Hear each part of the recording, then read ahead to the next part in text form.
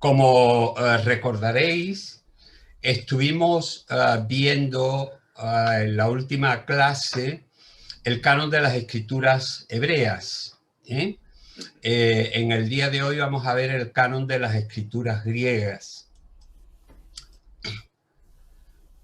Como recordaréis, estuvimos viendo cómo la Biblia deberíamos de considerarla como una biblioteca. Yo lo he llamado la biblioteca de Dios porque me parece que es algo bastante bonito y representativo.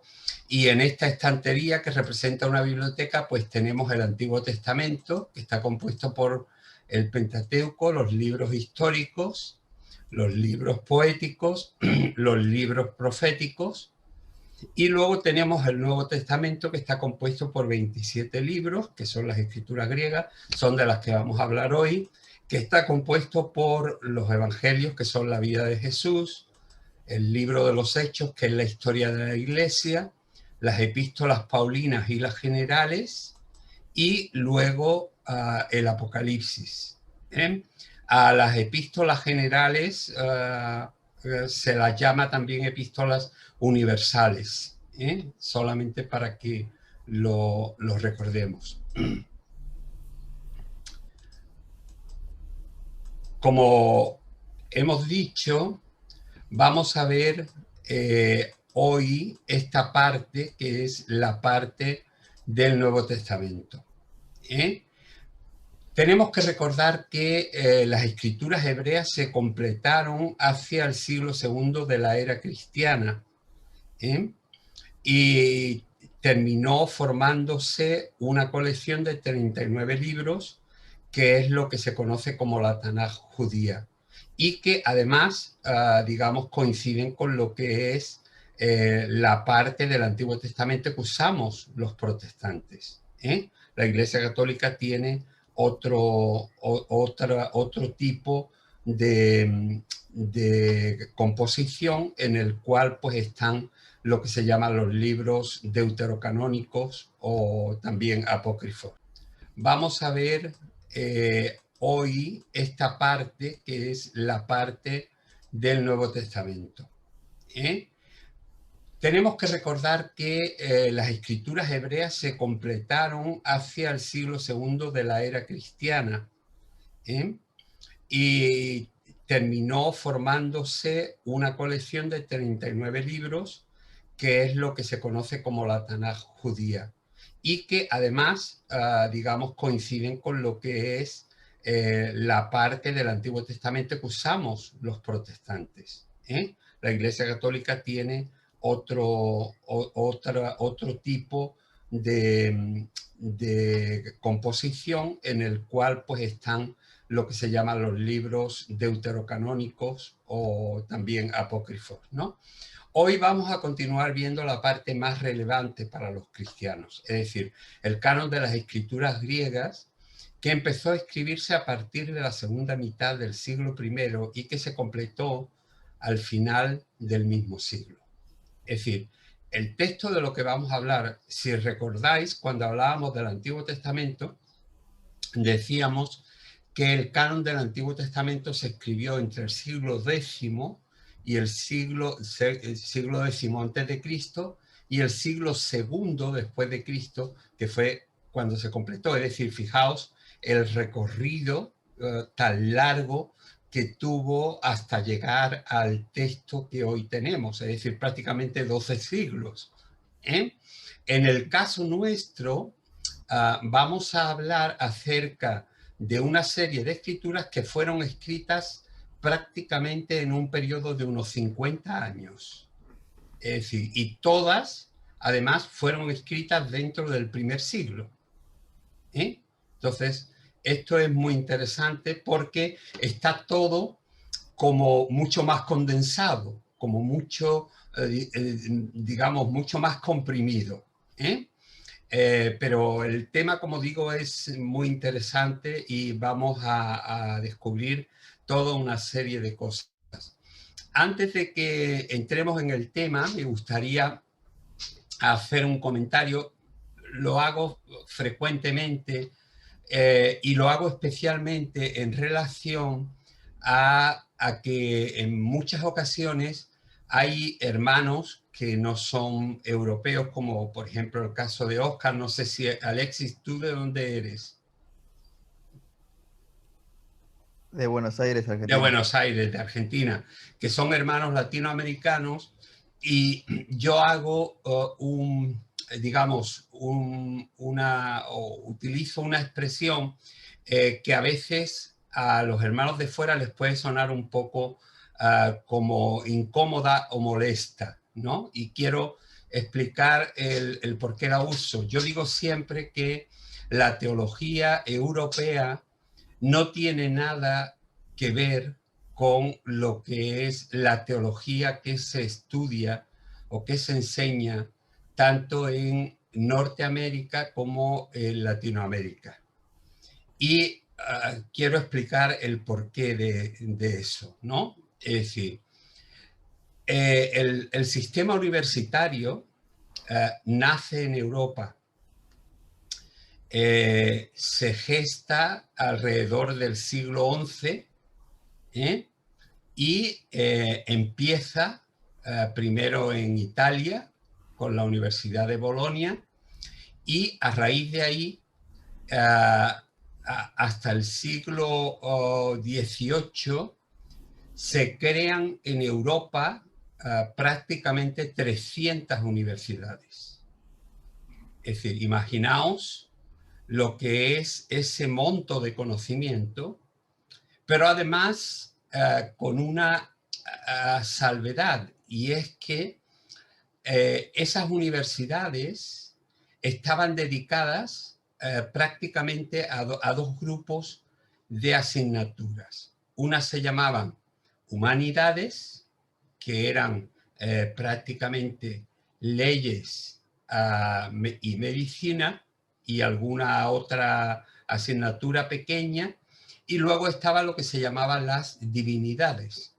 Las divinidades eran prácticamente dos asignaturas que eran obligatorias para todos los estudiantes que querían avanzar más, porque el mayor nivel que se daba en las universidades europeas era el nivel de teología, que a veces, para llegar a ser reconocido como un teólogo, es decir, tenían que pasar hasta 16 y 18 años dentro de la universidad.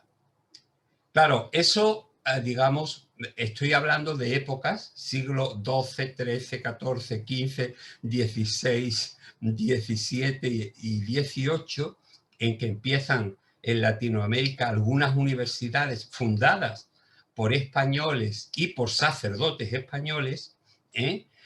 Se exporta allí lo que es la teología católica dentro de las primeras universidades en Latinoamérica.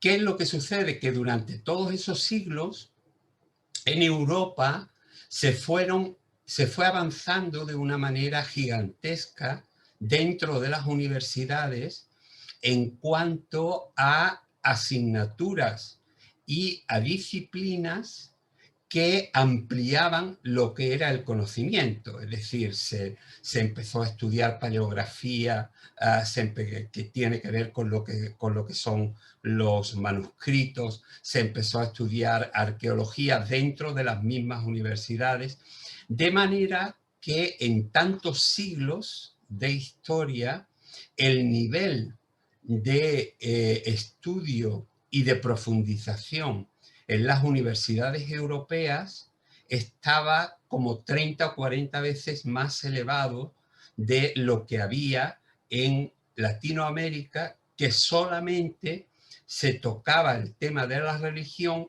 como la religión católica.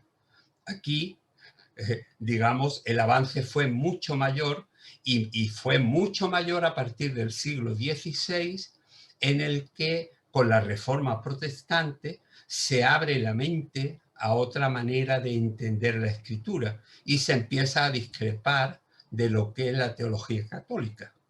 Es decir, quiero que entendáis esto, especialmente a los hermanos de fuera, porque a veces lo menciono y no quiero que quede ningún tipo de malestar, sino que se entienda el por qué yo digo eso. Porque la investigación bíblica y los especialistas bíblicos están básicamente en Europa. Es decir, aquí hay escuelas hoy en día, aparte de las universidades, hay escuelas especializadas en las distintas disciplinas que se mueven alrededor del texto de la escritura. Entonces, claro, el monto de información que tenemos en Europa no existe en ninguna otra parte del mundo. Es decir, incluso es muy difícil poder acceder a ello. Yo he tenido la bendición, por la gracia de Dios, de tener una tarjeta de investigador dentro de la Universidad de Oxford y he podido acceder a materiales y a cantidad de elementos que, es decir, que son increíbles, ¿no? 6 millones de volúmenes solamente del tema teológico. Claro, eso es decir, hay muy pocas universidades que tengan eso en todo el mundo, específicamente sobre ese tema, ¿no? Entonces, claro, cuando yo empiezo a comparar los distintos niveles de enseñanza, me doy cuenta de que Europa, en la investigación, está a años luz de lo que se estudia teológicamente tanto en Latinoamérica como en Norteamérica, es decir, y también Canadá. No estoy menoscabando a nadie sobre nadie, sino sencillamente expresando una realidad que tenemos ahí. Lo entendéis, ¿no? Es decir... Yo me voy a desapuntar de querigma, eso sí. Sí. Es broma. Bueno, pues No, sí, la entiendo. es que es una realidad, o sea, lo que es, ¿no? Y eso es algo que tenemos que aprender. Bien, vamos a empezar con lo nuestro de hoy.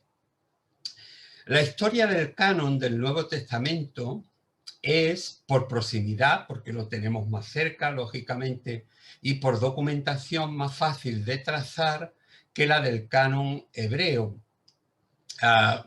Aunque, como descubriremos en el estudio, para llegar al canon actual del Nuevo Testamento hubieron de pasar no menos de 5 siglos y muchas y diferentes discusiones sobre algunos escritos neotestamentarios. Es decir, el canon que tenemos hoy en día tardó 5 siglos en aprobarse.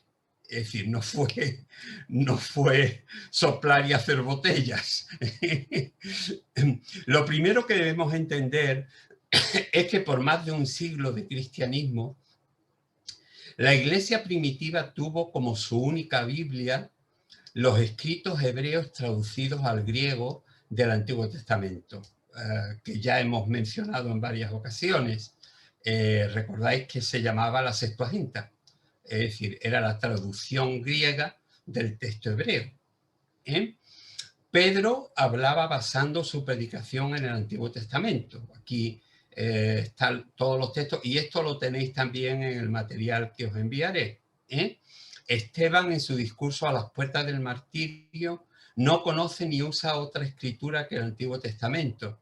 Y Felipe explica al eunuco un pasaje de Isaías en Hechos, y Pablo en su ministerio hizo abundante uso de las escrituras hebreas, aunque citadas siempre según la Septuaginta, la 70. Por ejemplo, en el caso de Hechos 13, pues él cita exactamente el texto de la 70, el texto griego. Durante el primer siglo de la era cristiana, se fue perfilando una predicación propia que había sido conservada por transmisión oral de los testigos oculares de la pasión y que sería llamado el Evangelio. Así se le llama en 1 Corintios 15, 3 y 4.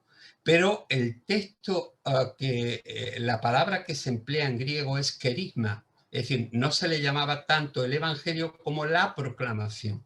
Es decir, era una declaración de lo que era el plan de salvación. Por eso se le llama querigma, y ese también es el nombre de la escuela en la que estamos estudiando.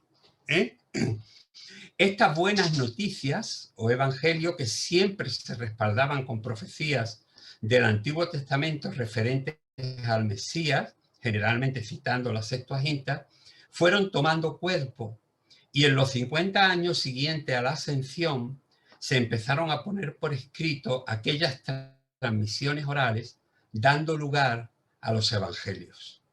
Es decir, primero fue lo oral y después vino lo escrito. Es decir, el texto, como decíamos al principio del estudio de hermenéutica, recordáis, y yo mencionaba aquello que decía que no nos cayó del cielo encuadernado en piel y con los cantos dorados, ¿no? Sino que, es decir, hubo primero una llegada de lo que era una información oral, que era como siempre se transmitía todo, tanto en el Antiguo Testamento como en el Nuevo Testamento, y después se pasó a lo escrito. Y el texto escrito, pues lo tenemos para el final del siglo I, como hemos dicho. Por ese mismo tiempo, algunos apóstoles, como Pedro y Pablo, escribieron cartas de distintos contenidos en las que se sentaban las bases teológicas del comportamiento cristiano en las comunidades a las que iban dirigidas. Para este tiempo, estamos hablando del final del siglo I, años 70 en adelante, estos escritos empezaron a entremezclarse con otros que, aunque se sabía que no eran de manos apostólicas, esperaros que...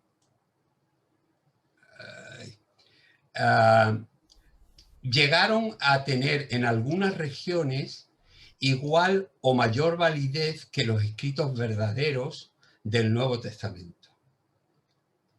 Los escritos a los que nos referimos fueron la Didaché, o doctrina de los 12 apóstoles. Se dice tanto indistintamente Didaché como Didaché. Didaché es la lectura en griego, pero normalmente se conoce como la Didaché. O doctrina de los 12 apóstoles, las 2 epístolas a los Corintios atribuidas a Clemente de Roma, la epístola de Bernabé y el pastor de Hermas. Todos estos libros que hoy no tenemos en nuestro texto, en nuestro canon, fueron en muchos lugares mucho más importantes que, por ejemplo, las cartas de Pablo o el Apocalipsis o cualquiera de las epístolas llamadas universales. Es decir, fijaos que estamos viviendo épocas completamente distintas. Nosotros nos hemos encontrado con un canon ya asumido, pero aquella gente es que no tenía ni mucha idea de lo que había que tener o no. Ya lo veremos, ¿no? Ay, perdón. Perdonadme. Aquí. Junto a estos libros de amplio reconocimiento en el mundo cristiano de la época, empezaron a pulular una serie de libros de corte apocalíptico o fantástico que, para liar más el asunto, portaban en sus títulos el nombre de alguno de los apóstoles como garantía de autenticidad, a pesar de que habían sido escritos más de 60 años después de la muerte de los mismos. Es decir, la gente, para que creyesen lo que estaba dentro de esos escritos, que eran escritos apócrifos falsos, ¿no?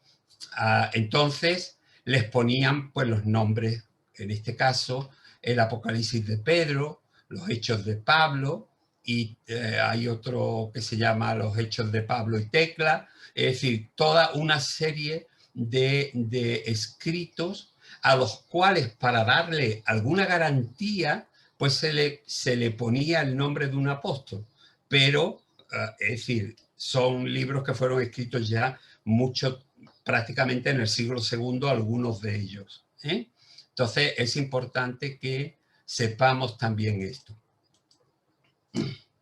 Vamos a ver una breve historia de la fijación del canon del Nuevo Testamento. Hacia el año 140, un hereje gnóstico de nombre Marción, adelantó lo que se podría llamar el primer canon del Nuevo Testamento. Este no estaba completo porque estaba basado en argumentos doctrinales. El canon marcionista estaba formado exclusivamente por el Evangelio de Lucas. Él no consideraba nada más que el Evangelio de Lucas como verídico y por 10 cartas de Pablo. Eso era el primer canon que se tuvo. Y él lo registra en uno de los textos que hace, y estamos hablando del año 140. Es decir, que ya existía la preocupación por tener, digamos, un conjunto de libros aprobados, por decirlo de alguna manera. En este caso, aprobados por él, ¿no? Y se conoce como el canon marcionista. Frente a esta situación, los dirigentes cristianos del segundo siglo empezaron a pensar en la necesidad de definir claramente cuáles eran los libros que realmente debían ser considerados como verdaderamente inspirados por Dios y cuáles, aunque se siguieran leyendo en las distintas comunidades cristianas, debían ser tenidos como de segundo orden o no inspirados. Es decir, el grupo de la gente que enseñaba a las distintas iglesias por todo lo que era el mundo cristiano, se planteó que había que definir, había que tener claro cuáles eran los libros en los que se podía confiar y cuáles de esos libros que se leían en las iglesias, muchos de ellos con historietas apocalípticas terribles, es decir, no se debían leer en las iglesias porque no habían sido ni ordenados, ni guiados, ni inspirados por Dios. Entonces, empiezan a darse cuenta y entonces se empieza a ver la importancia y la necesidad de establecer un canon. Para mediados del siglo III, Orígenes, que fue uno de los padres de la Iglesia Católica, fue uno de los encargados de definir lo que la Iglesia cristiana consideraba como su canon de escritos del Nuevo Testamento. Para llevar a cabo esta labor, un equipo de escritores y varones de renombre dentro del mundo cristiano fijaron 4 criterios que debían cumplir los escritos que debían formar parte del canon. Esos criterios fueron autoría, contenido, universalidad y inspiración. ¿Os acordáis que en el concilio de Jania, lo vimos la última vez, se dieron también una serie de criterios para meter algunos libros dentro de lo que era el canon hebreo?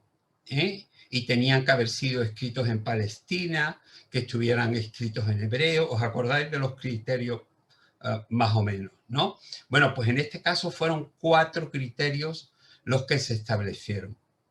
En cuanto a la autoría, el criterio de autoría, debía determinarse si el autor era un apóstol auténtico o si estaba en estrecha relación con alguno de ellos, como fue el caso Marcos, que fue, digamos, compañero de Pedro, o Lucas, que fue compañero de Pablo también. Y estas fueron las razones por las que se admitieron los evangelios de Marcos, de Lucas y también el libro de los Hechos. Es decir, esos libros cumplían el criterio de autoridad o autoría, que era el primero de ellos. En cuanto al contenido, el segundo criterio, se analizaba si el escrito respondía a las exigencias morales del cristianismo y si su contenido teológico estaba en consonancia con el resto de las otras escrituras, tanto del Antiguo Testamento como las ya aceptadas generalmente del Nuevo. Es decir, tenemos que recordar que lo primero que se tuvo en la iglesia primitiva, aparte de alguna epístola que llegó así como un poco suelta de parte de Pablo, como fue Primera de Tesalonicenses, que fue el primer texto escrito parece, del Nuevo Testamento, la gente, digamos, se dio cuenta de que era importante que aquello que se iba teniendo, como por ejemplo podía ser el Evangelio de Marcos y probablemente un evangelio en hebreo o arameo, que es el Evangelio de Mateo, que habría sido anterior incluso al texto griego del Evangelio de Marcos. Esto es, digamos, las últimas investigaciones siempre van avanzando muchísimo más, y hoy en día se sabe, y además lo dicen tanto Eusebio de Cesarea como Papias de Hierápolis y toda una serie de historiadores de la antigüedad, que Mateo, el primer evangelio que escribió, lo escribió en arameo, porque era el lenguaje que se hablaba propiamente en la zona de Siria, donde parece que Mateo estaba ubicado dentro de la iglesia. Entonces, es muy importante que ellos fueron incorporando o comparando con el texto del Antiguo Testamento, pero también comparando todo lo que iba llegando con lo que ya se aceptaba como, digamos, verídico, como algo real, como algo confiable. El criterio de universalidad, que fue el tercer criterio, eliminó aquellos libros que eran solo conocidos o aceptados a niveles locales. Es decir, había lugares en los que, por ejemplo, el Pastor de Hermas era lo que se leía en las iglesias, en lugar de ninguna carta de Pablo o del Evangelio de Marcos, pongamos por caso, ¿no? Y al mismo tiempo se ponían serias trabas a una serie de escritos de carácter epistolar muy particular. Por ejemplo, la epístola de Filemón, segunda y tercera de Juan, se consideró en esa época que, es decir, eran epístolas muy personales. La de Filemón es de Pablo dirigida a Filemón, la segunda de Juan dirigida al anciano y la tercera a la anciana, ¿no? Es decir, que evidentemente eran cartas, digamos, muy humanas, muy naturales, muy de andar por casa. Y de hecho, pues el lenguaje, el trato, la confianza, no tiene un gran contenido teológico para nosotros. De hecho, por ejemplo, una de las grandes críticas que hay a la epístola de Filemón es que Pablo perdió la oportunidad de, digamos, denunciar lo que era la injusticia de la esclavitud. Pero es que en su época la esclavitud era parte de la cultura y era parte de la sociedad. Y entonces Pablo no veía mal el que dentro de la sociedad hubiese una división entre amos y esclavos.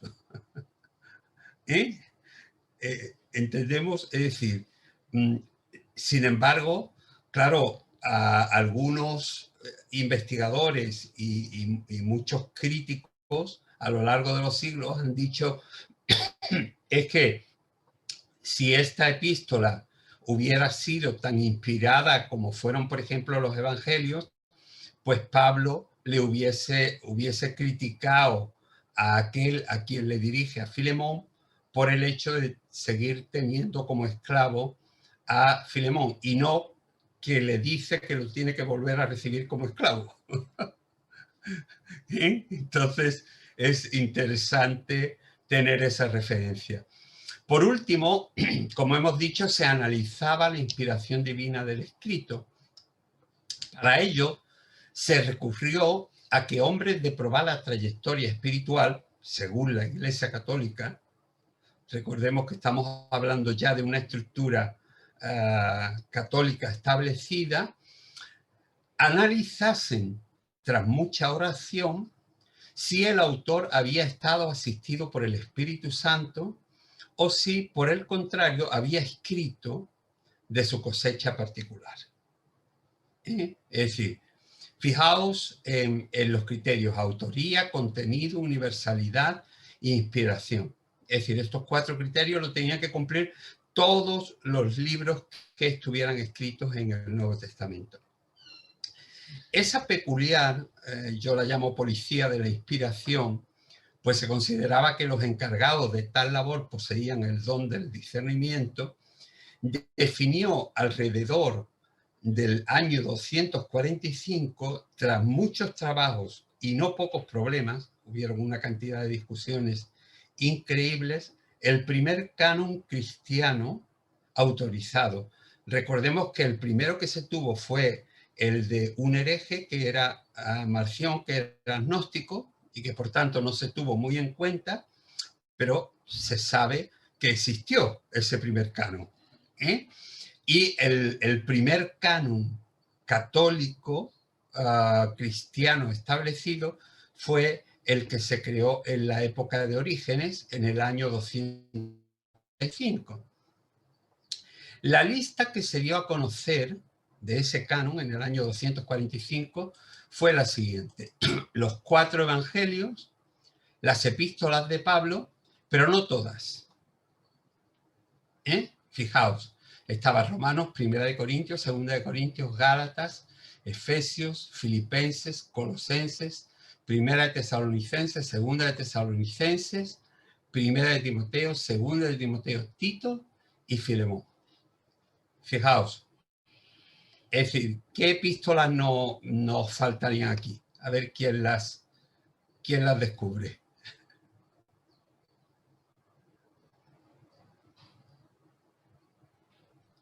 Santiago, Pedro. Esas son las universales, esas las vamos a ver ahora después, pero de Pablo.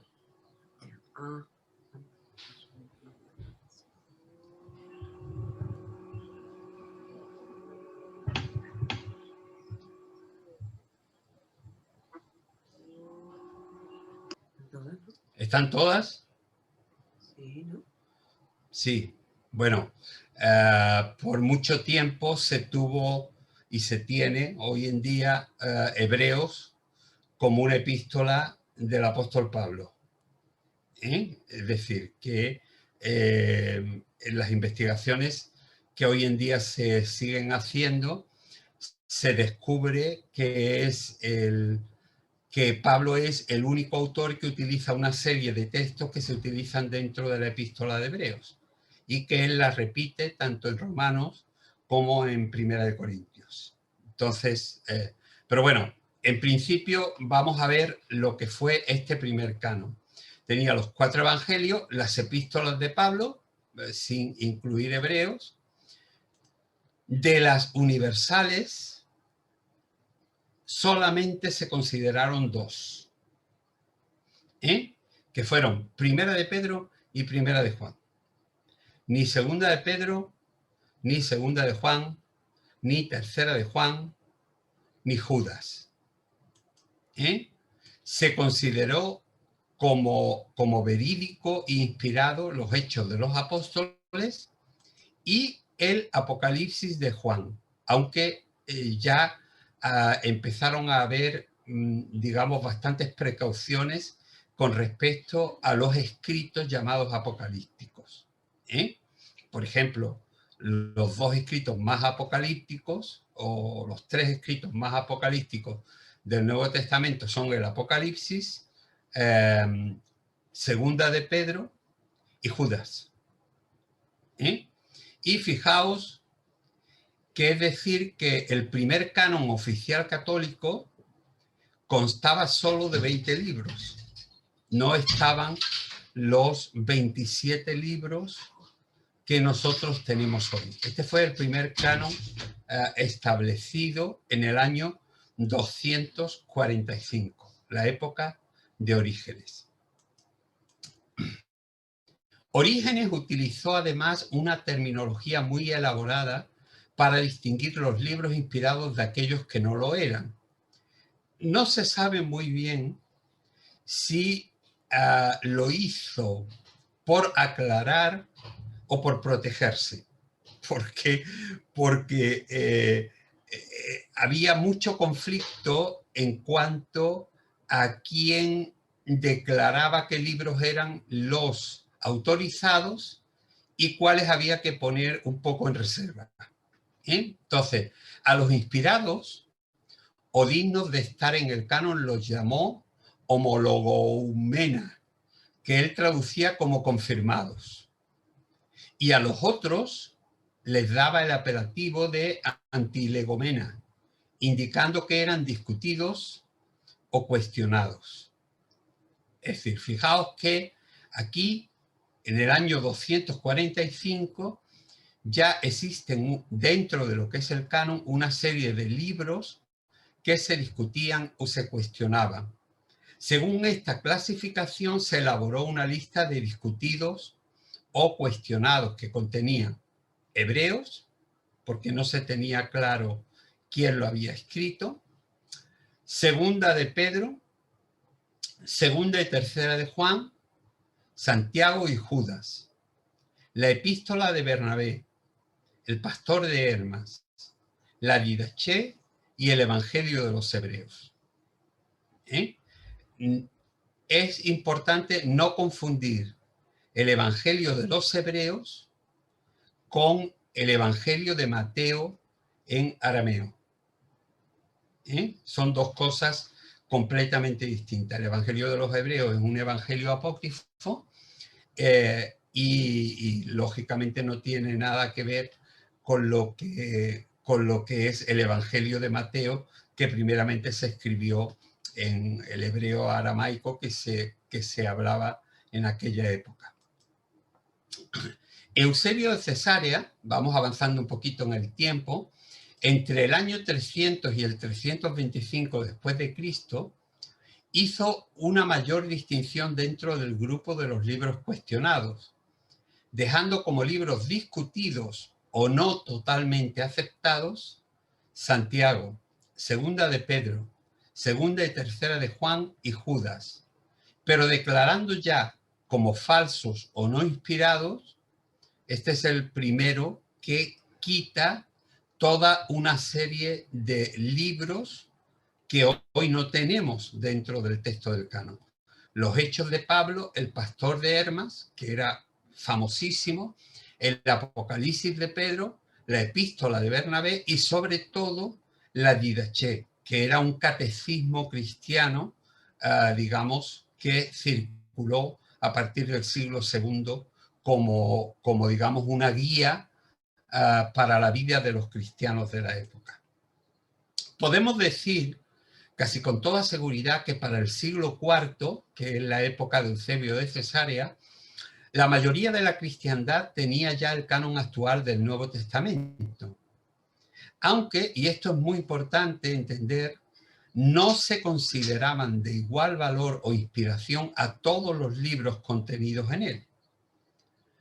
Se mantuvo por largo tiempo un grupo, cuando digo largo tiempo son prácticamente 2 siglos y a veces más. Se mantuvo por un largo tiempo un grupo de 7 libros cuestionados o no aceptados, que eran Hebreos, Santiago, segunda de Pedro, segunda y tercera de Juan, Judas y el Apocalipsis de Juan. Y esta situación se mantuvo hasta el siglo V, en el que a trancas y barrancas el canon de Orígenes, que recordáis tenía un grupo de libros más corto, fue aceptado como el canon verdadero del Nuevo Testamento, pero incluyendo en él esos 7 libros cuestionados y pasando así a tener los 27 que tenemos nosotros hoy en día. Es decir, fijaos que estamos hablando prácticamente del siglo V. Es decir, fijaos el tiempo que fue transcurriendo hasta que fuimos llegando al canon que hoy tenemos de las escrituras del Nuevo Testamento. En 1740, un investigador italiano de nombre Muratori descubrió en la Biblioteca Ambrosiana de Milán un fragmento antiguo que fue fechado por los expertos hacia el 172, que contenía lo que podría llamarse el primer canon autorizado del cristianismo sobre las escrituras del Nuevo Testamento. Fijaos, aquí se indica que el canon de Marción, que fue en el año 140, no era cristiano, era un canon herético, gnóstico. Y por eso se dice que que se fecha en el año 172, por algunos datos y por las investigaciones paleográficas que se han hecho del propio texto,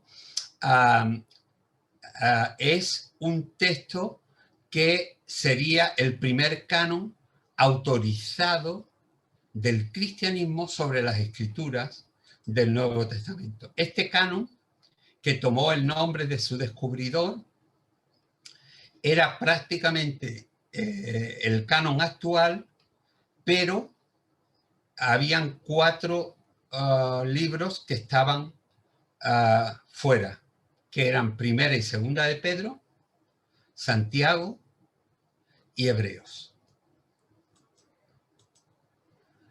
Según lo visto, no se puede hablar de un canon primitivo único, sino de varios cánones, a saber, el del hereje Marción, el de Muratori, ya mencionado, el de Marción en el año 140, el de Muratori en el año 172, el canon de Orígenes en el 245, el de Eusebio de Cesarea alrededor del 325, y así como otra serie de cánones que son conocidos por el nombre de su autor.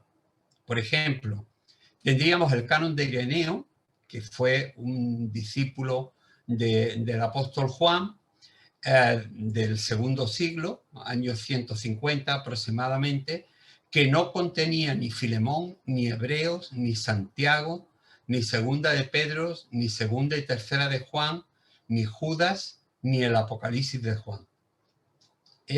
Pero esto es hasta cierto punto razonable, que no existieran, porque los textos fueron escritos, muchos de ellos casi al final del siglo I, estamos hablando de 50 años, y tiene que transcurrir un tiempo desde que el texto primero o original se escribe hasta que se hace popular, hasta que es reconocido. Tiene que pasar un tiempo, tiene que haber un rodaje del texto. Y no había habido tiempo material para que en la época de Ireneo ya se tuviese, estuvieran rodado esta serie de epístolas, ¿no? O el canon de Tertuliano, que eliminaba el libro de Hebreos, Santiago, Segunda de Pedro, Segunda y Tercera de Juan. Como vemos, existían, o deberíamos decir coexistían, porque existieron en diferentes lugares, muchos cánones diferentes que con diferentes variaciones cuestionaron esa lista de libros discutidos, o es decir, o no confiables al 100%, por decirlo de alguna manera. En el año 397, estamos hablando ya del final del siglo IV, principios del siglo V, durante el Concilio de Cartago, aquí tenemos el Concilio de Cartago con el emperador Constantino, que lo veis aquí, hubo un primer intento institucional de fijar el canon. Aquel canon de Cartago contenía los 27 libros actuales que forman el Nuevo Testamento.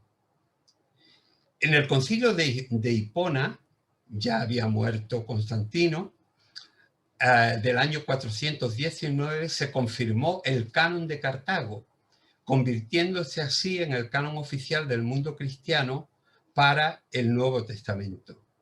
Es decir, es importante que con esto se definían los escritos de dudosa autenticidad o marcadamente falsos. Es decir, habían dos criterios que había que definir muy claramente. De los que se tenían dudas y aquello que ya se sabía que no había sido escrito por manos apostólicas. Entonces, esas eran otros dos nuevos criterios que se agregaron a todos los demás. En Oriente, recordad que esto que estamos hablando, porque digamos, el mundo romano estaba dividido entre Oriente y Occidente. En la zona de Oriente, especialmente en Siria, por ejemplo, toda Judea, Palestina y todo lo demás quedaba dentro de lo que era Oriente, con África y con todos los demás lugares. Especialmente en Siria, que no aceptó las decisiones de los concilios de Cartago e Hipona, el canon que se utilizaba era el de la Peshitta, la versión siríaca del Antiguo y el Nuevo Testamento. Y esta versión contenía en el Nuevo Testamento apenas 17 libros. El Diatesarón de Taciano, que era una armonía de los 4 evangelios. Aquellos que habéis visto el libro, sé que algunos lo tenéis, de la introducción al Nuevo Testamento, dentro del canon se habla acerca del Diatesarón. Y el Diatesarón era una composición de los 4 evangelios en los que se va mezclando uno con otro para darle sentido. El Diatesarón de Taciano se compuso hacia el año 170 y con ello se pretendía no tener que tener los 4 evangelios, sino tener una historia única, continuada y ordenada según este escritor Taciano. Se tenía también los Hechos de los Apóstoles y 15 cartas de Pablo.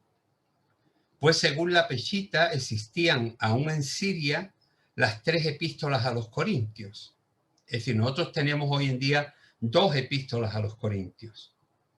Pero cuando nosotros leemos Primera de Corintios, nos damos cuenta que Pablo le dice a los corintios que ya les ha enviado una carta. Esa carta hoy en día está perdida. Pero en realidad Pablo, en lugar de escribir 2 epístolas a los corintios, escribió 3 epístolas a los corintios. Según el canon de la Peshitta, en Siria existían todavía en esa época las 3 epístolas de Pablo a los corintios y hebreos, que también las iglesias sirias lo consideraban como escrito por el apóstol. En Siria, por tanto, el canon del Nuevo Testamento no contenía pues casi los mismos libros que hemos estado viendo hasta el momento, es decir, las cartas universales o católicas, primera, segunda, tercera de Juan, primera y segunda de Pedro, Judas y Santiago, ni el Apocalipsis. Es decir, fijaos que esto no ha sido freír y echar churros, sino que esto ha sido un proceso muy complicado y no siempre muy claro, como me gusta decir. Un canon más a tomar en cuenta es el llamado canon antioqueno, que, influenciado por la cercanía de las comunidades sirias y el canon de la Peshitta, no reconoce para el siglo V ni segunda de Pedro, ni segunda y tercera de Juan, ni Judas, ni el Apocalipsis de Juan. Todo esto que estamos viendo nos lleva a preguntarnos a qué conclusiones nos lleva lo estudiado sobre el canon del Nuevo Testamento. Primero, a definir en primer lugar que en el tiempo primitivo no hubo un canon fijado de los escritos del Nuevo Testamento. Habían muchas obras, muchos libros escritos, pero no había un canon que todo el mundo siguiese. Eso es lo primero que tenemos que tener claro. Segundo, que existieron muchos cánones particulares, el de Ireneo, el de Orígenes, el de Tertuliano, el de Eusebio, y aún otros regionales, como el siríaco, el antioqueno, que tenían su área de influencia específica sobre las áreas geográficas o personas que se encontraban a su alcance. Y, además, que los criterios para definir lo que eran libros inspirados o cuestionados variaban también de región a región, habiendo libros que eran aceptados en una región como inspirados y rechazados en la región contigua. Es decir, que no fue nada fácil fijar un canon definitivo y único. Es decir, fue un proceso, como siempre me gusta decir, bastante complejo. Recordemos que lo que nosotros tenemos es esto.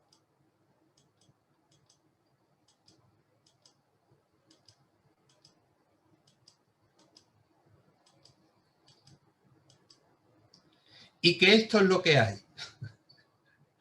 Y cuando digo que esto es lo que hay, es que no nos podemos plantear, digamos, agregar o quitar, sino que tenemos que contar con lo que tenemos y, partiendo de lo que tenemos, avanzar en la investigación y en el descubrimiento de lo que esos textos nos pueden decir. Hay un par de cosas muy interesantes que me gustaría que pudiéramos comentar. Y lo primero es lo que ya he dicho en varias ocasiones a lo largo de este estudio. No se puede contemplar ni la Biblia ni el Nuevo Testamento como un todo, como si fuera un solo volumen, pues estamos hablando de 27 obras distintas que necesitan o deben ser analizadas por separado y que, por tanto, como obras independientes que son, pueden tener distintos grados de inspiración y valor doctrinal. ¿Os acordáis cuando estuvimos estudiando dentro de lo que era la inspiración, los distintos grados de inspiración que podían haber dentro de los escritos? Pero la inspiración sería siempre la misma, porque la inspiración venía del que lanzaba las piedras, ¿os acordáis del ejemplo que estuvimos viendo? Y habían distintos grados de penetración dependiendo de cómo fuese la piedra con el medio. Y entonces el medio transmitía lo que él estaba recibiendo con sus capacidades, pero también con sus posibilidades de error, como ya estuvimos viendo. Entonces, es muy importante que nosotros nos demos cuenta que este análisis que mencionaba yo al principio, esta investigación detallada y pormenorizada que se ha hecho a lo largo de los siglos, es decir, hoy en día ya no se hace sobre toda la Biblia, sino que hay gente que se especializa en la investigación de un libro. Dedica toda su vida de estudio, o una buena parte de su vida de estudio, a estudiar, indagar el texto, a ver las variantes que existen en las distintas copias, analizar todo eso, porque se han convertido, por ejemplo, en especialistas en Génesis. ¿Os acordáis que cuando mencionábamos el Pentateuco, yo mencionaba que hoy en día en ninguna universidad seria en la que se estudiase teología se podía estudiar el libro del Génesis sin contar con el estudio del Génesis de von Rad, que es digamos, un académico importantísimo alemán y que ha dedicado prácticamente su vida, ha muerto con 80 y tantos o 90 años, a investigar ese libro. Incluso aprendió hebreo de una manera, digamos, extraordinaria para poder, digamos, interpretar y leer el texto tal como fue escrito originalmente. Entonces, lo primero que tenemos que tener en cuenta es que hoy en día se avanza mucho más a través de la investigación de cada uno de los libros, más que del conjunto. Es decir, del conjunto se sigue entendiendo y apreciando que en el texto del Nuevo Testamento tenemos todo lo que necesitamos para nuestra salvación, pero, es decir, se indaga, se profundiza, se investiga sobre cada uno de los libros que lo componen. Y por otra parte, nos damos cuenta que el proceso de construcción del canon del Nuevo Testamento no fue un proceso fácil ni rápido. De hecho, tan tarde como en el Cuarto Concilio de Toledo, celebrado en España al final del 633, fijaos que estamos hablando del siglo VII, se declaró canónico el libro de Apocalipsis, lanzando la Iglesia Católica un anatema, es decir, una condenación contra todo aquel que dudase de su autenticidad o se negase a leerlo. Y esto ya en pleno siglo VII. Es decir, quiero que pensemos brevemente en una cosa. Nadie legisla sobre el aborto si no existe aborto. Nadie legisla sobre el divorcio si no existe divorcio. Es decir, se legisla sobre lo que hay. Y en el siglo VII habían todavía muchísimas dudas sobre la autenticidad o la confianza del libro de Apocalipsis dentro de la Iglesia Católica. De manera que había gente que, es decir, decía que no la había escrito Juan y otros se negaban incluso a leerlo porque decían que se podían volver locos. Es decir, fijaos lo que era una época. Y es que, es decir, con las interpretaciones tan estrambóticas que se han hecho del libro de Apocalipsis, yo digo, el libro es complicado, pero con las interpretaciones que han hecho te lo ponen todavía más difícil. Entonces, es muy importante que entendamos que, fijaos, hasta el siglo VII, el libro de Apocalipsis no fue obligado a leerse. Es decir, porque la gente dudaba de ello y no le tenía confianza. Y esa es una realidad que está ahí y que a nosotros nos puede gustar más o menos. Podemos estar más o menos de acuerdo, pero es lo que es. Es decir, la historia no la podemos falsear. La realidad de la investigación está donde está. Como cristianos equilibrados, no podemos olvidar que el canon de las escrituras que hoy tenemos los cristianos es, en buena medida, un canon establecido y autorizado por la potentísima Iglesia Católica Romana. Es decir, fijaos que esto es muy importante, porque cuando se hace la reforma protestante, los protestantes recibimos el canon católico. Y no lo cuestionamos. Algunos reformadores empezaron a cuestionarlo. Por ejemplo, Lutero dudaba de Hebreos y de Santiago, y otros reformadores pues dudaron de otra serie de esos 7 libros discutidos que estuvieron ahí en danza durante tantos siglos. Pero fijaos, la Iglesia Católica, después de Nicea, en el año 325, que fue el gran concilio ecuménico de la Iglesia, Y también lo había hecho antes, pero a partir de Nicea no tuvo reparos en hacer algunos ajustes.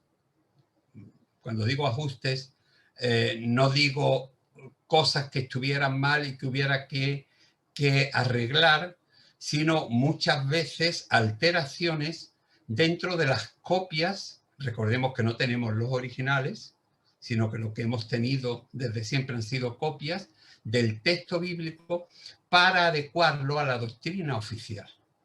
Es decir, la Iglesia Católica, si os acordáis, en el estudio sobre los distintos métodos de interpretación, estuvimos hablando acerca del método de estudio dogmático, ¿os acordáis?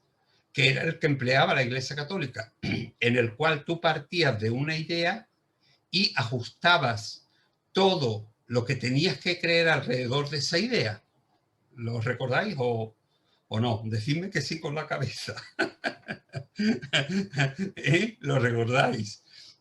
Bien, pues es decir, la doctrina oficial de la Iglesia, digamos, terminó haciendo distintas alteraciones que hoy los investigadores de hoy descubren y que te dicen, pues, este cambio se realizó en tal época y lo realizó fulanito de tal y, por tanto, este texto no puede decir esto. Por ejemplo, en el libro del Ministerio de la Mujer y sobre mis siervas, yo hago mención de una serie de textos que fueron cambiados específicamente en el siglo IV para quitarle a la mujer la posibilidad de que ministrase libremente dentro de lo que eran las congregaciones cristianas. Es decir, lo que quiero decir es que la Iglesia Católica no tuvo reparos, ha tenido muy poca vergüenza y ha hecho lo que le ha dado la gana porque tenía el poder. Y entonces, lógicamente, ha alterado textos del Nuevo Testamento y aún del Antiguo Testamento.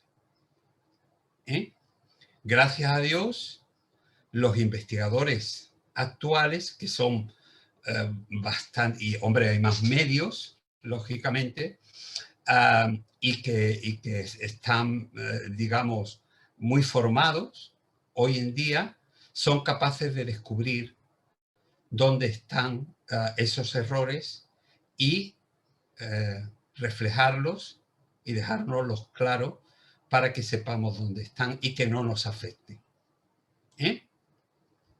Por otra parte, no podemos olvidar que el estado actual de la investigación sobre el canon, que ha evolucionado mucho desde el siglo XVI, en que los reformadores empezaron a discutir determinados libros de la Biblia y pasajes de los mismos, en los últimos 3 siglos ha avanzado hacia investigaciones pormenorizadas de cada uno de los libros, especialmente del Nuevo Testamento, pero también del Antiguo, realizadas por toda una cohorte de especialistas en cada materia que en nuestros días con total libertad discuten y analizan, sin el temor a ser condenados por la Santa Inquisición, la autenticidad y la autoría de cada uno de los libros que componen el texto de nuestra Biblia. Finalmente os quiero dejar un poquito de lo que es mi punto de vista sobre cómo debemos hoy en día acercarnos al canon. Desde mi punto de vista, yo abogo porque aquellos que deseemos profundizar en las riquezas de las escrituras que tenemos, y lo que tenemos es lo que hay, es decir, no podemos ni quitar libros ni meter libros. No podemos. Lo que tenemos es lo que tenemos y tenemos que partir del estudio de lo que tenemos. Lo consideremos como palabras inspiradas por Dios para nuestra salvación, corrección y edificación. Pero acercándonos al texto bíblico con una mente abierta para ir descubriendo nuevas y profundas verdades sobre nuestra Biblia que con toda seguridad redundarán en una mejor comprensión de lo que Dios nos ha transmitido a través de los hombres por Él inspirados y que nos ayudarán a dar una mejor respuesta al mundo y nuestra sociedad, que finalmente ayudarán a una mejor extensión del reino de Dios en nuestro mundo, que está tan necesitado de un encuentro real con el Señor que puede cambiar sus vidas. Bueno, yo espero que lo que hemos estado viendo en el día de hoy haya completado un poco lo que hemos ido viendo en las otras 4 lecciones. Y como os digo, aquí ha sido un auténtico placer compartir con vosotros esta asignatura de hermenéutica y algunas de las investigaciones que sobre las escrituras he podido desarrollar a lo largo de mi vida y mi ministerio. Y ahora pues me gustaría abrir tiempo para preguntas. Tenemos todavía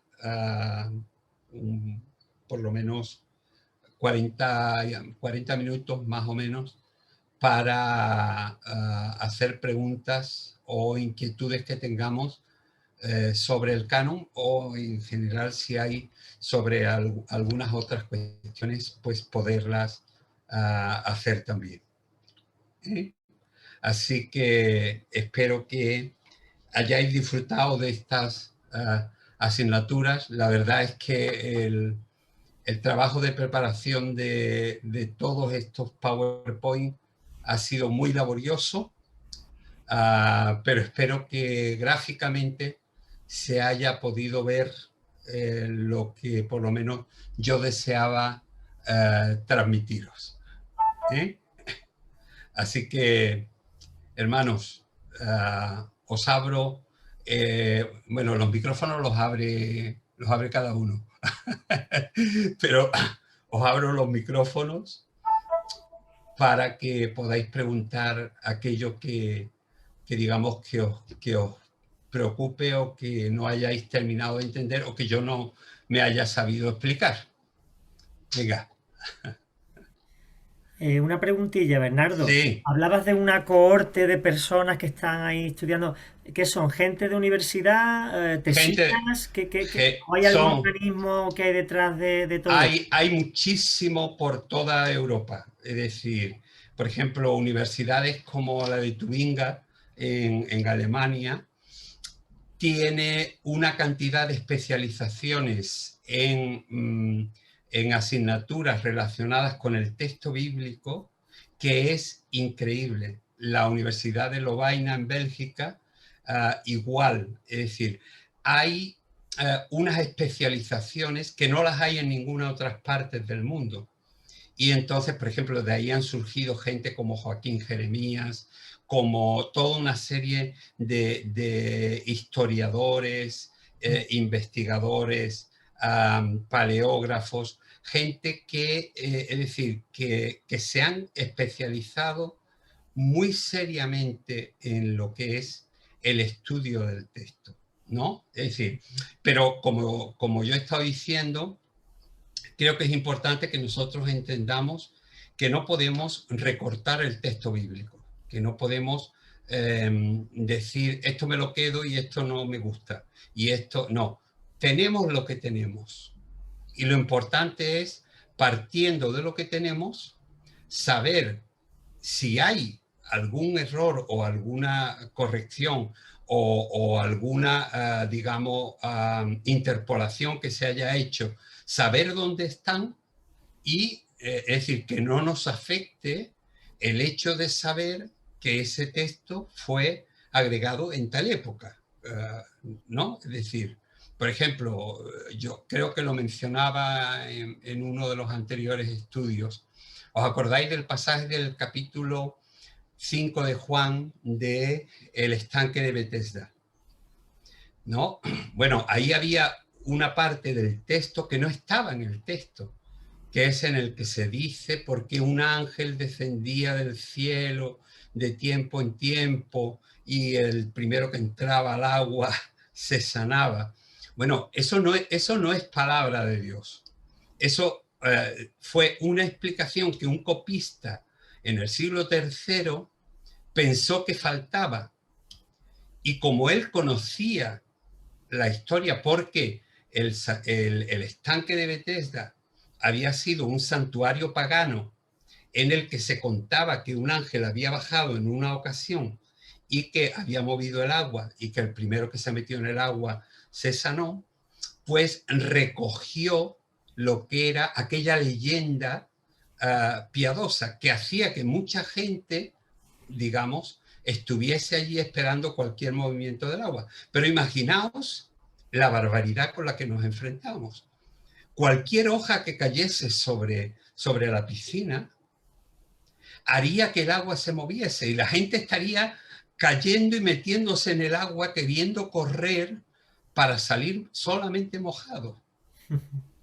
Es decir, pero todo era consecuencia de un texto bíblico que no era bíblico, sino que era una historia que el copista consideró que como el Evangelio no lo decía, la gente no iba a entender por qué había allí aquella cantidad de gente alrededor del estanque de Betesda.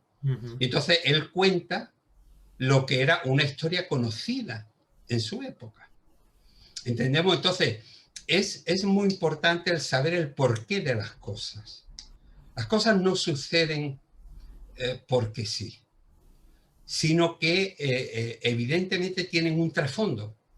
A veces puede ser bien intencionado, como el caso de este copista que dijo, hombre, vamos a explicarle a los demás por qué se dice esto o por qué están así, ¿no?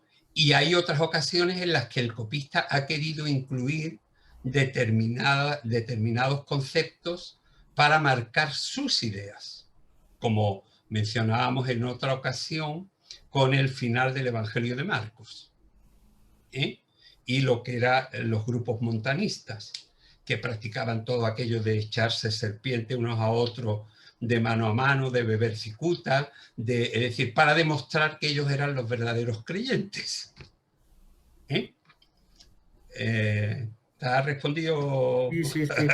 Tengo una última cuestión. Venga, tú pregunta lo que quieras. Es que en uno de los textos que ha escrito pone las 2 epístolas a los Corintios atribuidas a Clemente de Roma, que sí. Se creía que era de Clemente de Roma y no, es que hay 2 epístolas aparte de las de Pablo que Clemente de Roma escribió a las iglesias de Corinto. Y algunos la consideran verídica, o sea, realistas, porque él menciona las epístolas de Pablo y además les dice que, porque la iglesia de Corinto, según estas 2 epístolas de Clemente de Roma, les dice a los corintios que no han hecho caso a casi nada de lo que Pablo les había dicho y que así les iba. ¿No? Es decir, que esa es una de las razones por las que algunos consideran a esas epístolas, si no se puede considerar como inspiradas, por lo menos sí como históricas, porque fueron registradas en una época, es decir, que correspondían plenamente con lo que se estaba diciendo dentro del texto.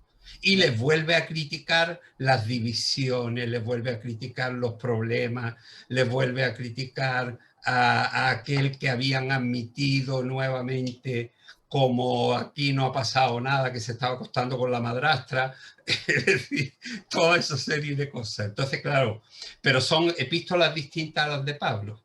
Vale. Son las 2 epístolas de Clemente de Roma. Eso en la patrología están casi de las primeras, porque tenemos que tener en cuenta que Clemente de Roma murió alrededor del año 130, es decir, que fue un inmediato seguidor y un discípulo de Juan el Apóstol. O sea, era lo que se llaman padres apostólicos, que fueron la unión entre los apóstoles y las iglesias griegas. Preguntas. Óscar, levanta la mano. Mira, tenía una duda con respecto, digamos, a la fecha de los evangelios, principalmente, bueno, un montón más, ¿verdad? Pero esta es Sí. una. Eh, digamos, ¿cuál sería el más temprano y cuál sería, digamos, el más antiguo? Y en base a Sí. eso, digamos, ¿cuál es, digamos, un poquito menos, que se puede tener más dudas? Bueno, los evangelios son todos fiables. Es decir, los evangelios son biografías. Escritas en distintas épocas, digamos, dos escritas al principio.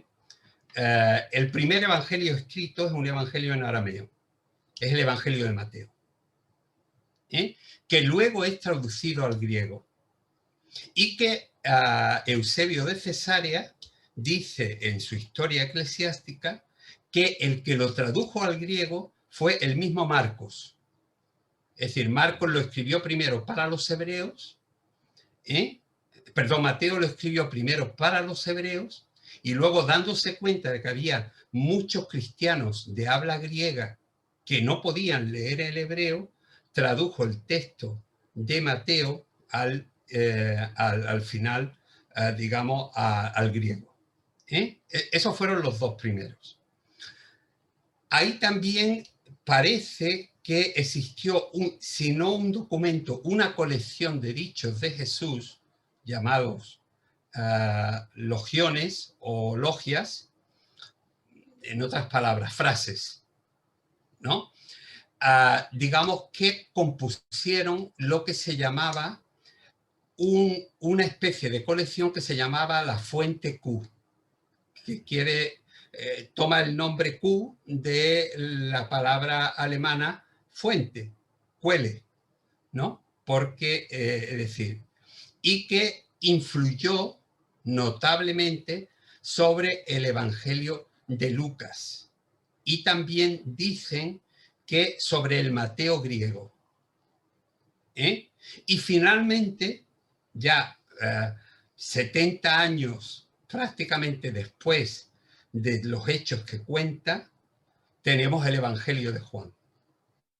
Que en el Evangelio de Juan, lo que los investigadores hoy en día descubren es que hay algunos datos que están contados en los otros evangelios, pero que en la memoria de Juan, que ya es un hombre muy anciano cuando está escribiendo, tiene algunas lagunas de memoria. A la hora de colocar, los hechos son reales, como por ejemplo la expulsión de los mercaderes del templo, ¿no? Pero Juan la coloca en la primera vez que va a Jerusalén durante los 3 años de la pasión, mientras que los demás la colocan en el año de la pasión, es decir, en el momento, porque indican que eso fue, digamos, una razón por la cual quisieron matarlo. ¿Entendemos? Es decir, lo que quiero decir es que los evangelios son todos fiables. Lo que pasa es que, claro, aquí tendríamos que entrar, no sé si tendremos oportunidad de seguir con algunas otras lecciones, pero tendríamos que entrar a estudiar un poco lo que se conoce como el problema sinóptico. El problema sinóptico es, digamos, un estudio, una investigación muy amplia que hay prácticamente de todo el siglo pasado, en el cual se analiza, digamos, muy detalladamente la composición de los 3 evangelios sinópticos, que son Mateo, Marcos y Lucas. Se llaman sinópticos porque cuentan cosas muy similares y porque se pueden colocar en 3 columnas, que es lo que se llama una sinopsis, para el estudio. Por eso se llaman evangelios sinópticos a esos 3. El evangelio de Juan va aparte, va por otro derroteros, es un evangelio más espiritual, con más cultura griega. Los otros no, los otros están más pegados al tiempo en el que se escribe. Juan, como está viviendo una época en Éfeso en la cual se encuentra con todo el gnosticismo y con toda una serie de doctrinas digamos, muy complejas, pues en el Evangelio de Juan va dando respuesta a cada una de esas cosas. Pero claro, lo hace 70 años después de los hechos que cuenta. Entonces no es extraño que una persona como él, que ya es un anciano, y que además lo dice la Biblia, ¿no?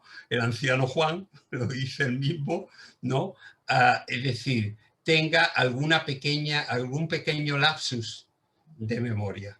Pero los evangelios son, digamos, los elementos más confiables que tenemos para, digamos, construir lo que es la biografía de Jesús. Es decir, que son completamente confiables. A excepción de 4 tonterías, vamos, que han trastocado o que han hecho, que han cambiado. Sí, que lo que mi duda es porque normalmente suelen haber un montón de cuestionamientos digamos, cuando hay discusiones y todo eso, ¿verdad? Sí. En relación a que si, no, que los evangelios se los inventó la Iglesia Católica, que los evangelios se los inventó no sé quién y que lo hicieron.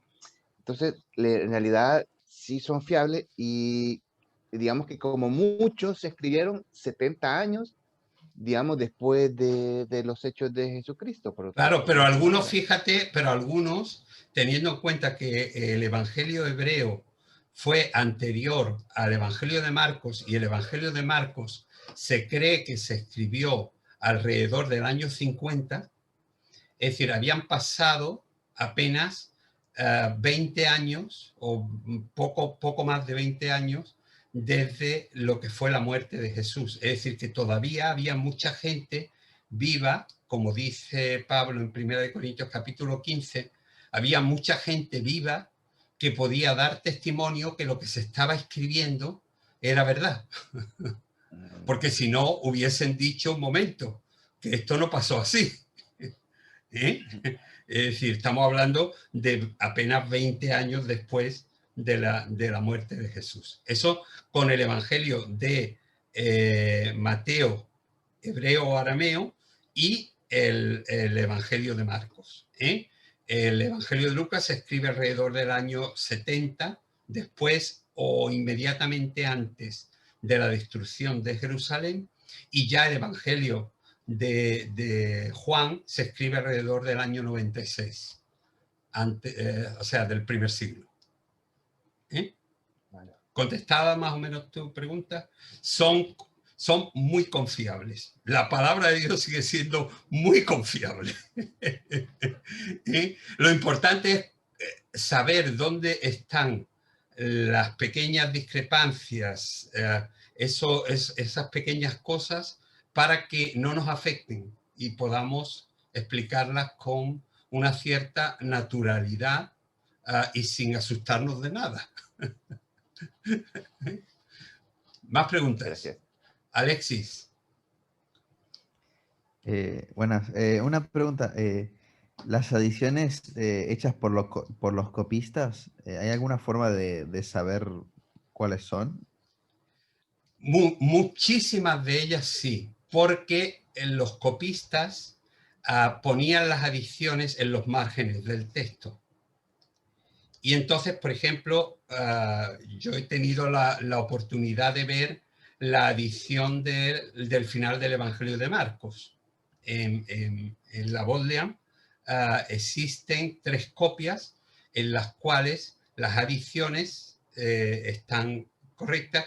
Y ahora, aparte, en los márgenes hay notas en las cuales investigadores de otras épocas fueron escribiendo, normalmente en latín, porque era el lenguaje religioso de la época, fueron escribiendo. Esta parte no estaba en los originales. La incluyó un copista montanista del siglo III para intentar demostrar que sus doctrinas eran verdaderas. Y entonces tú tienes ahí el gran problema de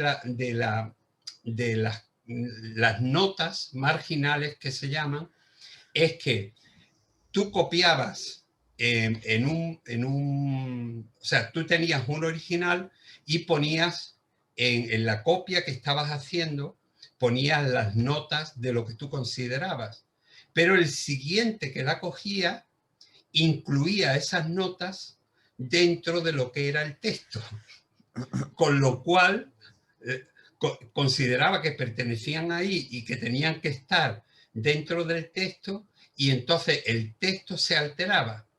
El texto, por decirlo de alguna manera, dejaba de ser un texto puro porque se contaminaba con lo que eran los errores de los copistas, que como ya vimos, era una de las fuentes de errores o imprecisiones. A mí me gusta más llamarlo imprecisiones que errores, porque el término error para mucha gente dentro del mundo cristiano les suena como muy duro, ¿no?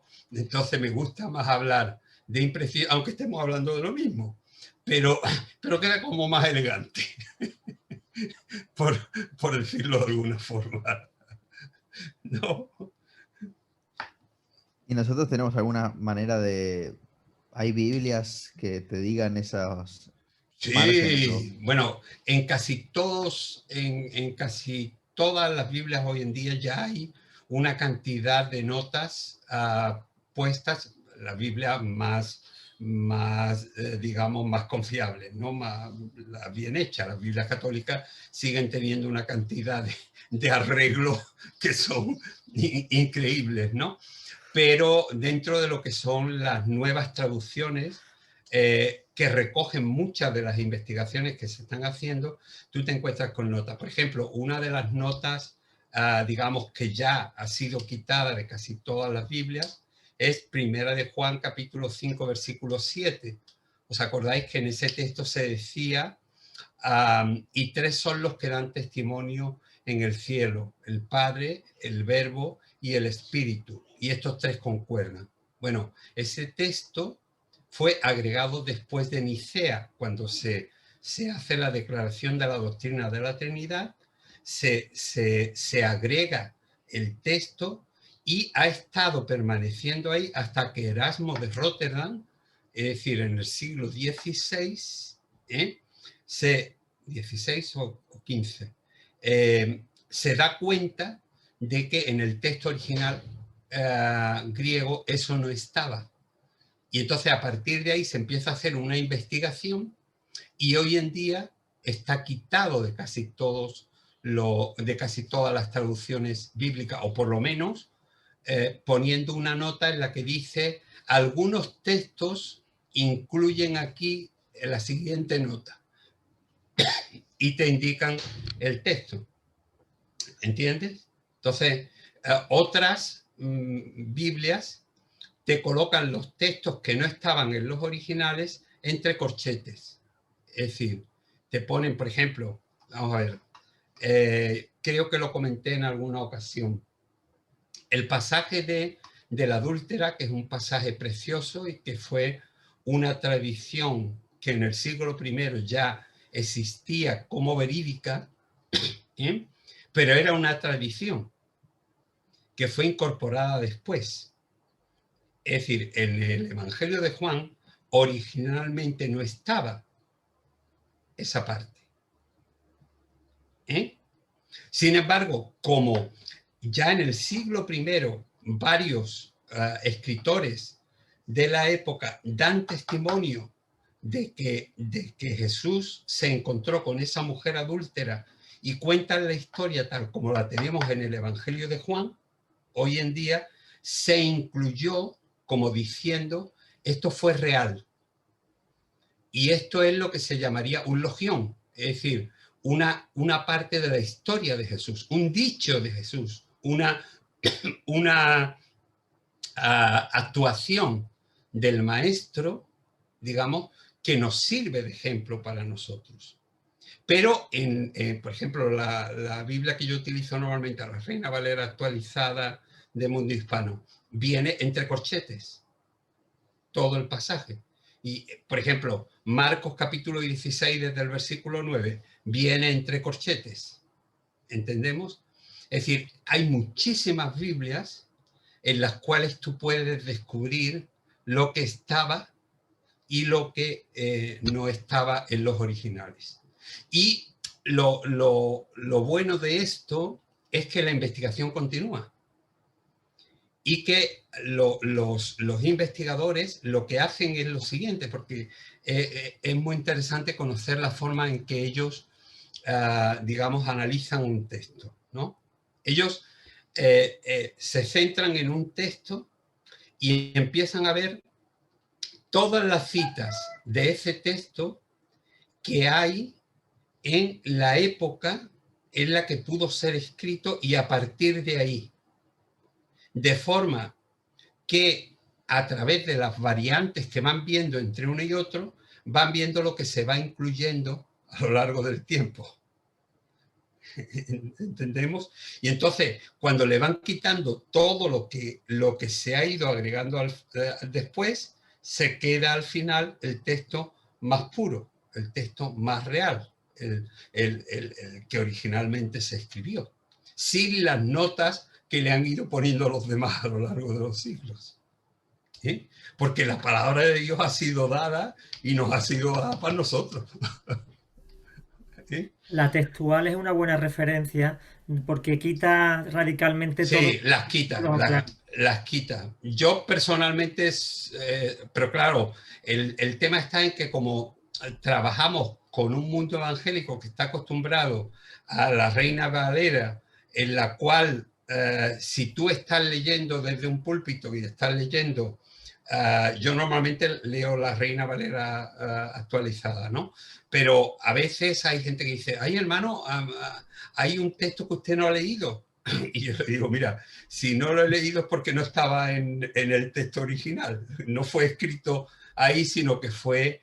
Entonces, claro, todo eso muchas veces requiere una explicación que, claro, es decir, que muchas veces no todo el mundo comprende. Es decir, y que como tú tampoco quieres herir la sensibilidad del estudiante o de aquel que te pregunta, pues intenta ser muy cauto a la hora de referir las cosas para que, digamos, pueda ser de edificación y nunca de conflicto o de confrontación. ¿Entiendes?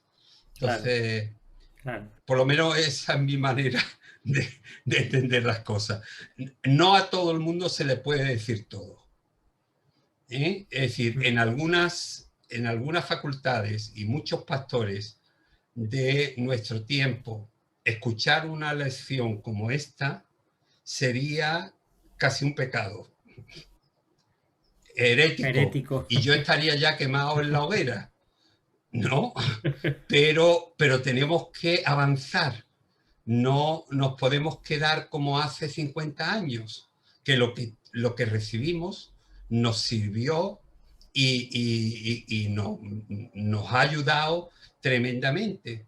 Pero igual que la ropa se nos queda chica, nuestro ropaje teológico se nos queda también pequeño. Y tenemos que ampliarlo si vamos creciendo. Venga, más preguntas. Luego no digáis que no he dado tiempo, ¿eh? Tony Vanés, una pregunta que creo que te la hice, sí, pero no, la contestación no la entendí. A ver, venga. Segunda de Timoteo 3:16. Si alguien nos pregunta, toda escritura está inspirada por Dios, pero viendo tus lecciones vemos que algunas escrituras no está inspirada por Dios, ¿no? Claro, pero es que ese texto no está referida a toda la Biblia porque no estaba escrita, sino ellos la referían a lo que era el Antiguo Testamento. Cuando en el Nuevo Testamento se habla de la escritura, se está hablando del texto del Antiguo Testamento, nunca de toda la Biblia. Cuidado con eso, porque lo hemos ampliado nosotros, que no está mal. Es decir, a mí no me parece mal la ampliación. Yo creo que todo lo que Dios nos ha querido decir lo tenemos dentro de la Escritura. Pero es decir, el concepto de que todo lo que tenemos escrito está, es decir, es perfecto y sin mancha, eso ya es muchísimo más discutible. ¿entiendes?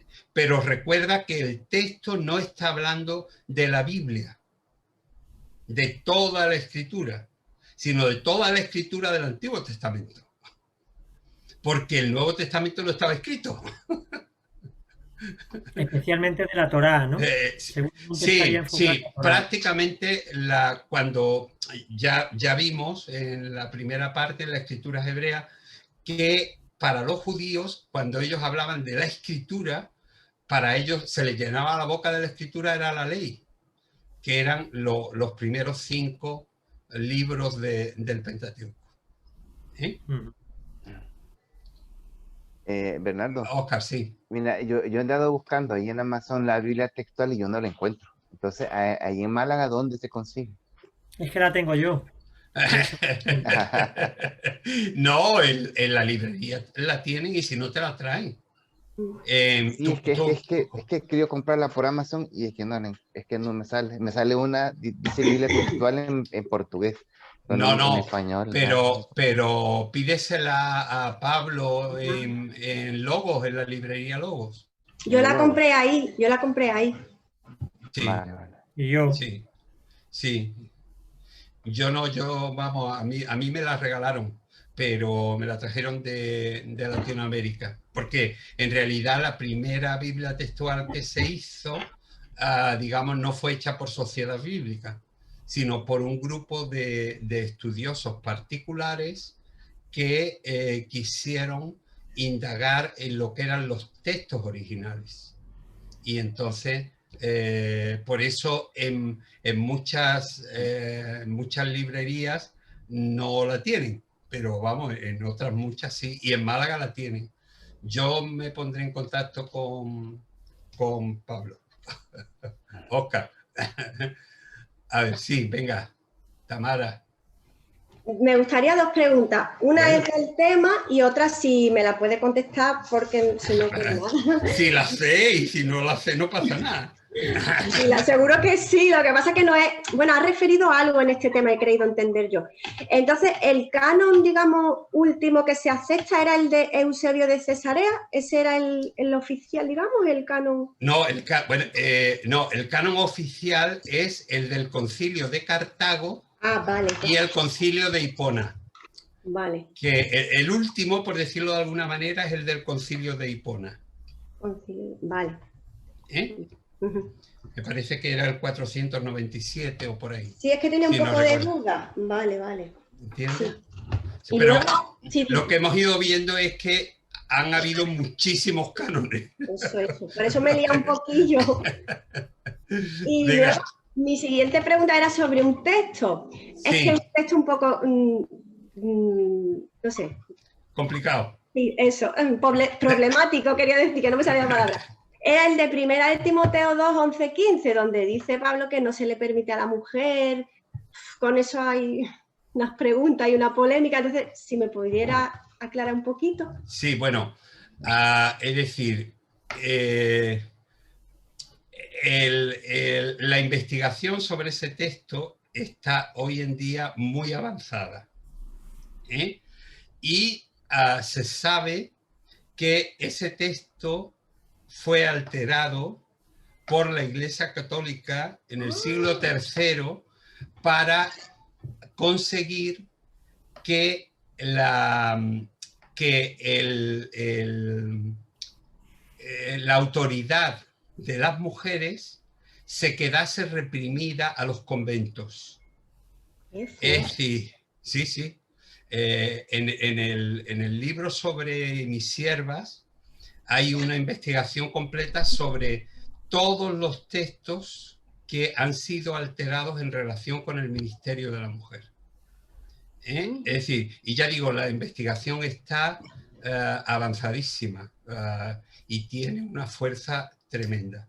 Pero, claro, ahí no quiero que entendáis que yo estoy intentando vender nada, solamente que sepáis que la investigación está hecha y que hoy en día hay muchísimos investigadores que dicen, mira, esto fue un manejo político, digamos, de la Iglesia institucional para evitar que las mujeres pidiesen ministerio. Entonces se las aisló en los monasterios, y dentro de los monasterios sí podían haber las abadesas.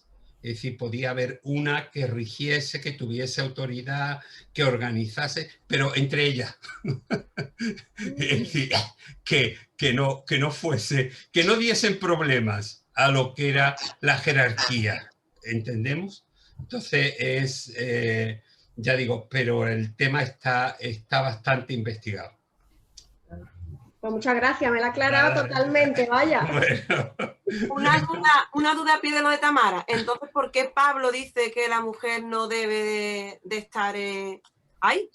¿Cómo? ¿Por qué Pablo dice en ese texto que la mujer no debe de compartir, que debe de estar...? Es que no lo dice Pablo. Lo han alterado, porque lo han alterado. Sí, yo escucho que lo han alterado, pero claro, le está metido en la Biblia, no sabía si es que después lo han alterado de otra forma. Claro. Se lo han adjudicado a Pablo sin ser así. Exactamente.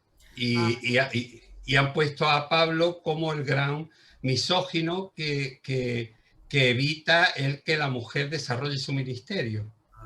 Claro, es que también en muchas ocasiones, como dice Tamara, me han dicho, es que Pablo era un machista, y claro, y el Señor tiene que ser igual de machista cuando permite que Pablo, porque sea inspirada, y a mí el único argumento que me venía para contradecir eso era, pues sería en la época, y tenemos que ver que no hay machismo, puesto que Jesús nace de una mujer, podía haberlo hecho Dios de otra manera, y después tenemos a Débora. Hombre, sí, hubiera sido un milagro todavía más grande si llegara a ser un hombre. No, me refiero que podía haber venido simplemente, pues mira, aquí está, sin tener que hablar de nada. Sí, que me refiero que eligió a esa mujer, que le dio valor a esa mujer hasta el final. Y que tenemos a Débora como primera jueza, y tenemos a Esther, que cambió que el mundo hubiera sido extinguido, el mundo judío. O sea, que cuando pueda, léete el libro de Sobre mis siervas. Que ahí vas a descubrir una cantidad de cosas interesantísimas y muy productivas para el reino de Dios. ¿Es suyo, Bernardo? ¿Es suyo el libro? ¿No? Sí. Vale. Perfecto. Yo me voy a apuntar por eso, porque ahora vamos a trabajar con las mujeres. Después de una investigación de 8 años. Madre mía.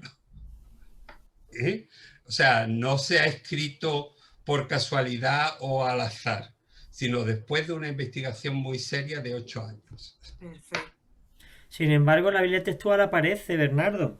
Sí. ¿No? ¿Por qué no está quitada? No lo sabemos. Pero hay otras Biblias en las que no aparece. Es decir, hoy en día hay distintas Biblias en el mundo, bueno, tú ya sabes, ¿no? Pero, por ejemplo, en muchas Biblias de lo que se llama la Biblia de la mujer, en todas esas Biblias el texto está quitado y se pone una nota. ¿Entiendes? Vale. Pero vamos, ya digo, es que la investigación es ya grandísima. Más preguntas. A ver, ¿cómo vamos de tiempo? Uy, estamos casi listos, ¿eh? Eran 7 minutos. 7 minutos. Bernardo, sí. En otra asignatura estamos viendo el tema de soteriología. Sí. Y en el libro que estábamos viendo de O'Connor, el libro de Hebreos habla mucho sobre la teoría de la teología de la salvación. ¿Por qué se cuestionaba tanto a la hora de introducirlo en el canon?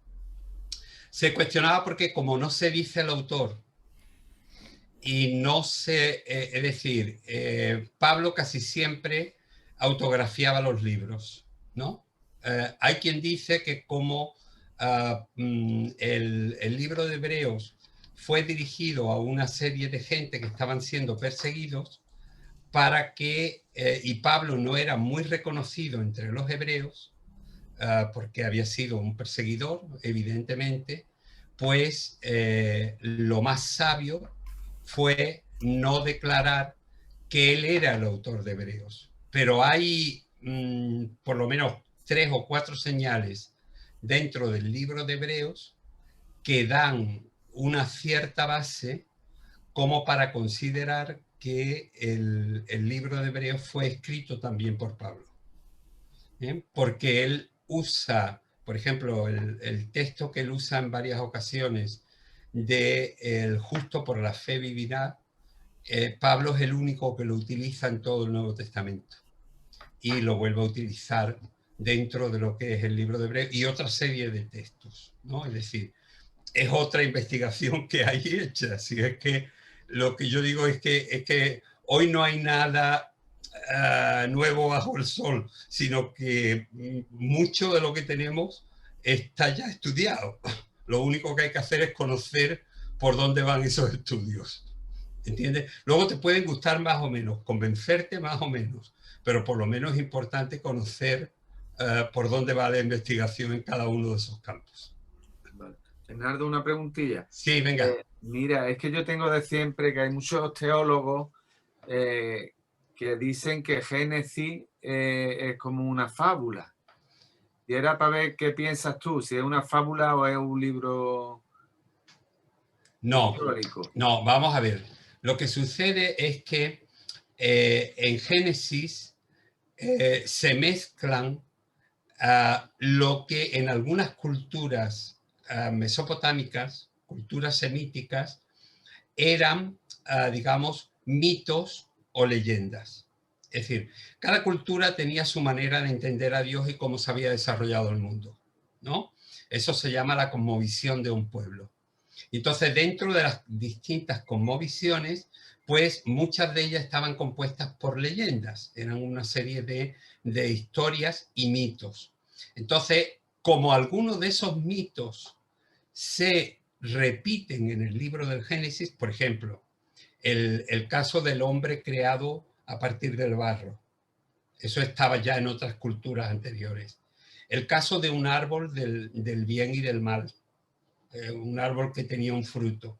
El caso de una serpiente que habla y que parece que andaba de pie y que es condenada a arrastrarse a partir de ahí. Es decir, toda esa serie de hechos se daban en otras culturas de la época. Y el pueblo de Israel, que había estado esclavo bajo esas culturas, lo retoma y lo incorpora al libro del Génesis. Al incorporarse hechos que en otras culturas eran considerados como leyendas o mitos, pues mucha gente, algunos estudiosos y gente de un cierto nivel cultural dice, hombre, es que aquí se cuentan los mismos mitos que se cuentan aquí. El diluvio, la creación del hombre a partir de esto, la creación a partir de la nada, del caos y de toda una serie de cosas, ¿no? ¿Entiendes? Entonces, pero el libro del Génesis, como yo digo en el libro que tiene tu mujer, que no sé si ya has podido verlo, es decir, es un libro que tiene una riqueza increíble y que nos define un poco lo que creía el pueblo judío en cuanto a lo que era su cosmovisión, cómo había que entender el pecado, porque el libro del Génesis es básicamente, en los primeros 11 capítulos, es básicamente un libro de preguntas y respuestas. Es decir, ¿por qué existen dos sexos? ¿Por qué la mujer sufre con esto? ¿Por qué existía una tribu que tenía una marca en la frente? ¿Por qué? Es decir, todo eso son una cantidad de preguntas que se hacía la gente y que dentro de esos 11 capítulos responden a esas, por qué existen las distintas lenguas, por qué existen las distintas tribus, por qué existe el mal, por qué existe el pecado. Es decir, todo eso es un libro de preguntas y respuestas. ¿Entendemos? Entonces, no es un libro mítico, es un libro que contiene historias relacionadas con leyendas o mitos de otras culturas. Eso sí, eso no lo podemos negar. ¿Entendemos? Entonces, pero eso no quiere decir que los hechos que cuentan no sean reales. Lo que hay que analizar y saber es cuáles de los hechos que cuentan no eran mitos. Es decir, entonces, por ejemplo, está muy claro que Dios es el creador y que hay un único creador. Y entonces, a partir de ahí, es decir, hay que ir descubriendo un poco cada uno de esos capítulos que nos pueden enseñar muchísimo para nosotros también hoy. Bueno, me parece que estamos llegando al final.